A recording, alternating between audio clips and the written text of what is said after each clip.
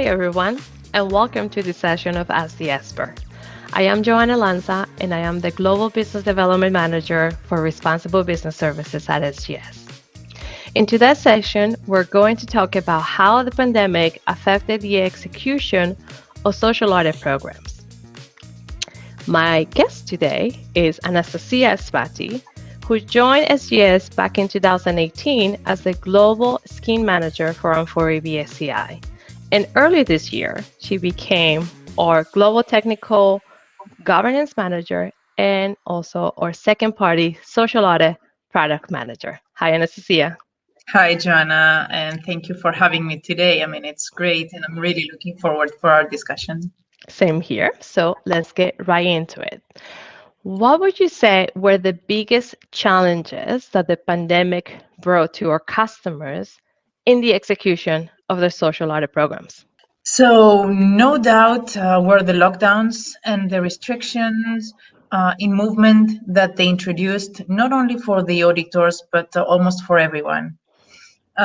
It seemed like everything stopped, but life continued, and companies still needed some certain level of assurance for their supply chains and factories.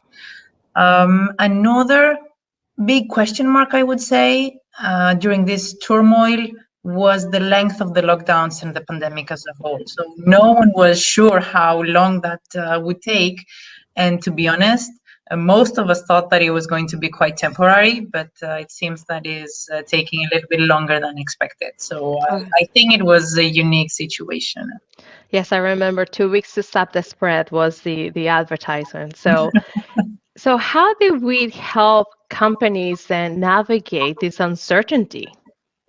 We actually did a couple of things. First of all, we gave visibility on where audits were possible and where not. I still remember, and I'm sure that you do as well, when we first launched our COVID memo back in May 2020, a publication that was made available for all our clients, describing the situation across the different countries. That was extremely welcome by the companies, as it provided first-hand information from the field and allowed them to take decisions and react immediately. On the other hand, we right away started working on our own remote assessment methodology, and in parallel, we engaged with different industry initiatives for the development and the further executions of their own assessment solutions. So it's very interesting because we have the lockdowns, there was uncertainty. So what were some of the practices that companies adopted to be able to do some sort of due diligence in their supply chain? So we at SGS, we were observing, and actually we saw different behaviors. We saw companies delaying audits or extending the deadlines, especially for companies, especially for factories that would not qualify for a remote assessment. We saw others collaborate more and leverage what it was existed. And we saw some pioneers jumping right away and piloting remote assessments. Moving forward, what happened was a mix of everything, but definitely we saw an increase in the adoption of the remote assessments as a tool to mitigate this impossibility of having someone physically on site. And that's a very interesting point, especially when we look at remote assessments, because it's been a practice that has been implemented, but it wasn't really a practice when it comes to social audits. So as we go back and we look in time, what would you say were some of the biggest, what were some of the initial challenges? And at the same time, what were some of the biggest lessons learned? So you're absolutely right. And we did face quite a few challenges, especially around the use of technology and the use of IT tools, mainly on the ODT side. We had assessments that could not be executed simply because the factory could not accommodate a simple Skype video call. Um, from the technical perspective, we did find challenging adapt the triangulation method because we were missing a key component. We were missing the workers' interviews component. But if I have to think of a learning, this is definitely the value of the exercise despite the limitations of the approach. So the experience showed that we are still able to triangulate up to a certain extent and get valuable information. We are still possible to conduct group interviews. We are still able to conduct individual interviews under very, very specific and controlled circumstances.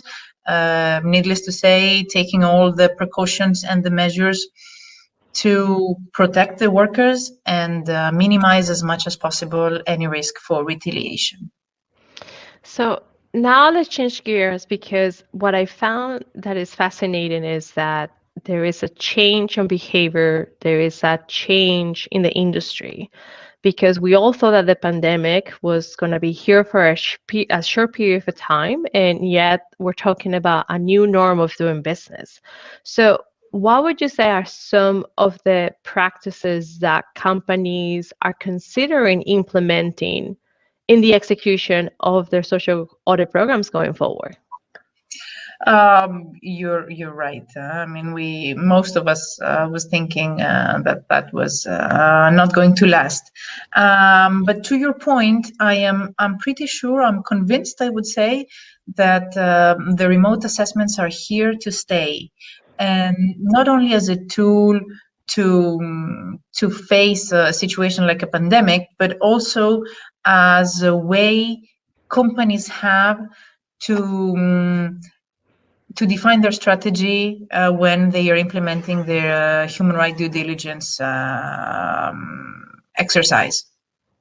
And I'm saying that especially in the light of complementary services that are being developed around, we see services such as workers' voice or any other workers' feedback mechanism that can compensate the lack of workers' interviews, of course, as well as the lack of an on-site visit.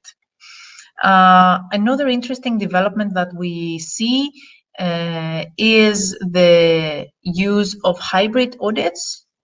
By definition, they provide a lot of flexibility in the way that they can be conducted and in the way that they can be designed.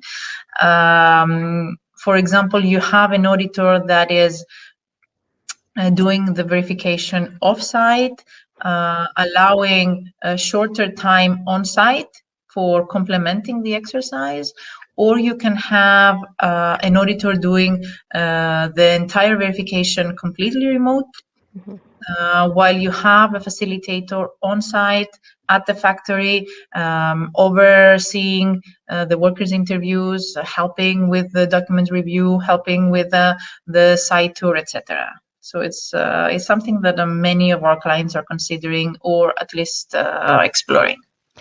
So it's very interesting because we see that there's new ways, there's more options, more flexibility.